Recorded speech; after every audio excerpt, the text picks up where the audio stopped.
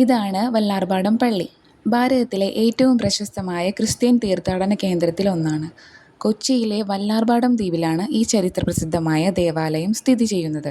1752 അവിടെ ഒരു അത്ഭുത സംഭവം നടന്നതായി പറയുന്നുണ്ട്. മീനാക്ഷിയമ്മയും അവരുടെ ചെറിയ മകനും മട്ടാഞ്ചേരിയിലുള്ള തങ്ങളുടെ കുടുംബക്ഷേത്രത്തിലേക്ക് വഞ്ചിയിൽ യാത്ര ചെയ്യുകയായിരുന്നു.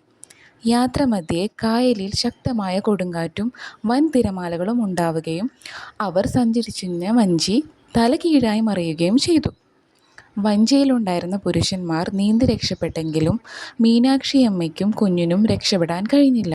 വല്ലാർപാടത്തമ്മയെ വിളിച്ച് നിലവിളിക്കുകയും തങ്ങളുടെ ജീവൻ രക്ഷിക്കുകയാണെങ്കിൽ ശേഷിച്ച കാലം മുഴുവൻ താനും മകനും മാതാവിൻ്റെ അടിമകളായി ജീവിച്ചു കൊള്ളാമെന്ന് നേർച്ച നേരുന്നു. ഈ സംഭവത്തിന് ശേഷമാണ് കുട്ടികളെ വല്ലാർപാടത്തമ്മയ്ക്ക് അടിമ വയ്ക്കുക എന്ന പ്രശസ്തമായ നേർച്ച പള്ളിയിൽ ആരംഭിച്ചത്. എറണാകുളം ഹൈക്കോടതി ജംഗ്ഷനിൽ നിന്ന് ഗോശ്രീ പാലം വഴി കേവലം 5 മിനിറ്റ് മുതൽ 10 മിനിറ്റ് വരെ ഡ്രൈവ് ചെയ്താൽ വല്ലാർപാടം കണ്ടെയ്നർ റോഡിന് സമീപമുള്ള പള്ളിയിലെത്താം.